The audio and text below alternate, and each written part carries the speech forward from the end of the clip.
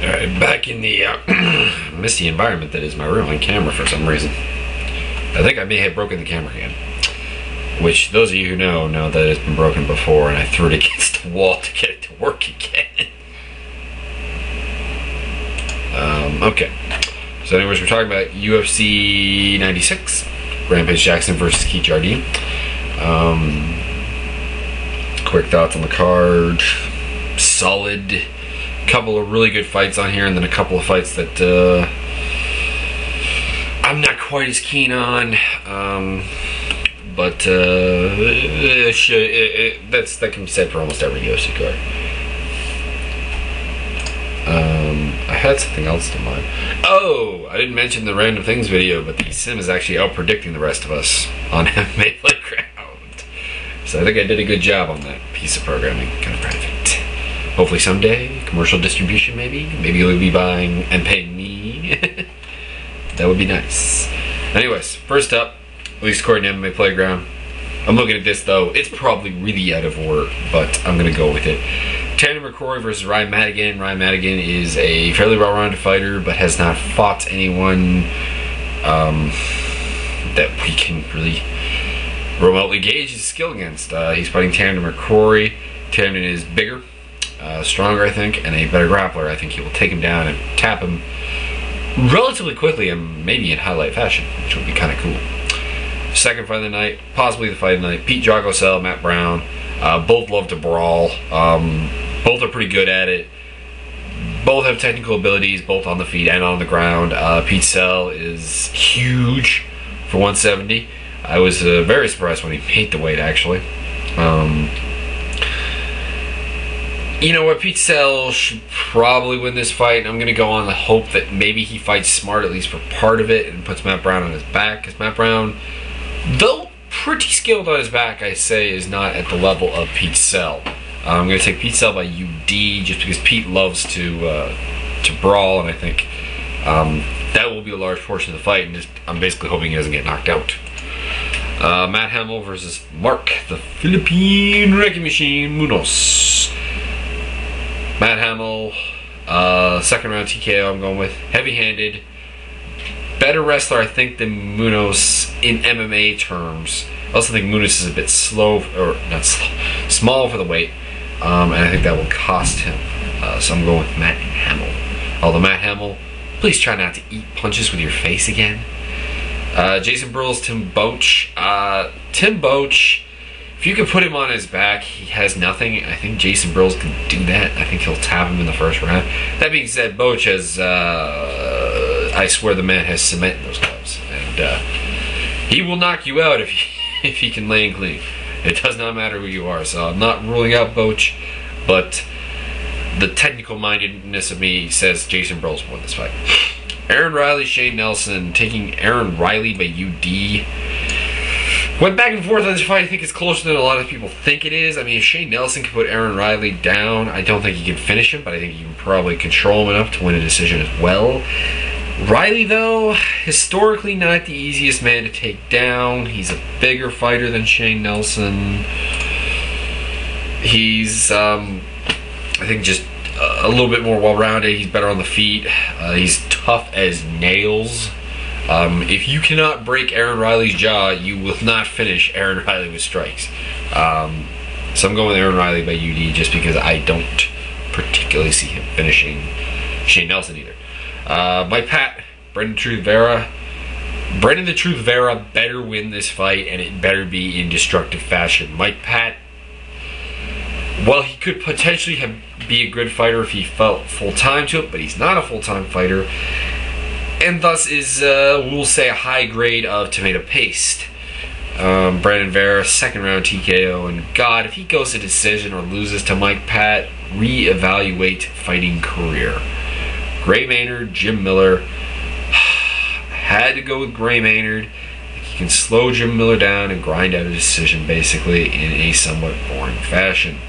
That being said, I'm always on fighters to fight smart, and that's the smart way to fight, so I'm not going to complain about it. This is unfortunate, because, I mean, Jim Miller is a guy who really does make exciting fights, and I do enjoy watching exciting fights, just my definition of exciting fight just doesn't seem to be what everyone else's is, and mainly because I enjoy the ground game and a lot of people don't. But this will be a tad bit on the boring side, I think. Kendall Spider Grove, Jason Doomsday. I'm going through this one pretty quick, but anyways, Jason Doomsday, well-rounded in pretty much all aspects. Kendall Grove, well-rounded, although somewhat lacking in wrestling. And I think that's more because of his build and his actual technique. I mean, when you're 6'6" and you're fighting at middleweight, people can get onto your hips pretty easily. That's all there is to it. I'm taking Kendall the Spider Grove by submission in the second round because I feel he's got to be ready for this fight. Because if he loses this fight, he may be the first tough winner anyways, to be released by the UFC. And you know he's not going to want that, and he's going to be looking to take this one. I think he's also skill-wise better than Jason Day. I think he's maybe not a better striker, but a longer striker. He can use that reach to his advantage. He's also very deadly on the ground, again, because of the reach. I think Jason Day at some point will take this fight to the ground. Probably get caught in a triangle or armbar. That is my prediction. And Kendall Grove will win and remain in the UFC. Gabriel Napao Gonzaga versus Shane Carwin. You think about this fight, this is basically a #1 contenders match for the heavyweight title, whoever held it, Mir or Lesnar. Shane Carwin is, along with Cain Velasquez, the big up-and-comers. Gabriel Napao Gonzaga is the established guy. I mean, people still generally think of him as a top 10 fighter, and I'll agree with that. His losses are all to very good people. He's lost to Randy Couture once and Fabricio Verdun twice. And I don't think you can complain about either of those. He has an outstanding ground game, but it's mainly top-based. On the bottom, Gabriel Gonzaga is not, he's not amazing. And that could possibly cost him against Carwin, because Carwin is a very solid wrestler. Gonzaga's cardio in the past has been questioned, and we really don't know about Shane Carwin. So it's a bit of an odd fight to make a call on. Now, the reasons for picking Carwin would be, even though he is less skilled at every aspect of the game except for wrestling, Gonzaga tends to fold when the going gets rough, and I think at some point in this fight, Shane Carwin is going to make the going get tough. He hits incredibly hard.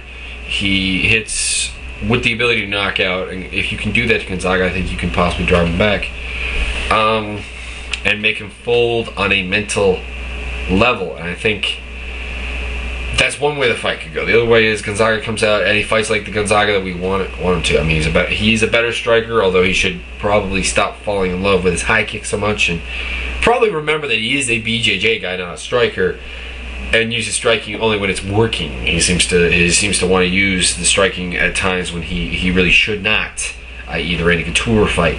I mean, you look at that fight, and that was a huge lapse in judgment. I mean, the way to beat Randy Couture in the past at heavyweight has been to be a big grappler who takes him down and puts him on his back, a la Josh Barnett and Rico Rodriguez. And Gonzaga didn't do that. He had fallen in love with the high kick, of course.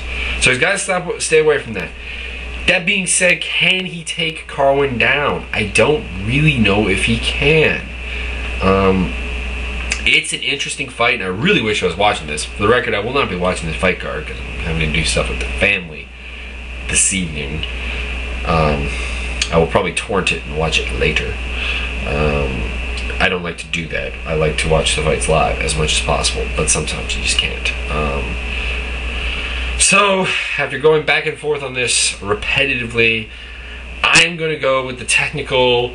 Hopefully Gabriel Gonzaga's got his head sorted out. Gabriel Gonzaga via second round submission.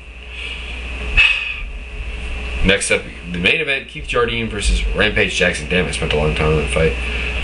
This fight's a little bit easier to call. There's not a lot of breakdown I have, even though Greg Jackson is the master of the game plan, and apparently Keith Jardine doesn't follow his game plans much, although he mainly said that about the Vanderlei Silva fight. I continuously wonder what the hell was the game plan. But he's against Rampage Jackson. Rampage Jackson's the type of guy who has given him problems in the past. You've seen Alexander, Forrest Griffin, even to a certain extent Brent Vera at points in their fight. Dog wants in. Rampage should come out there, should get Jardine's Jardin's face and should be able to basically cold clock him and send him to the mat a la Vanderlei Silva, a la Rampage Jackson versus Vanderlei Silva. Anyways, that's the card. Peace out.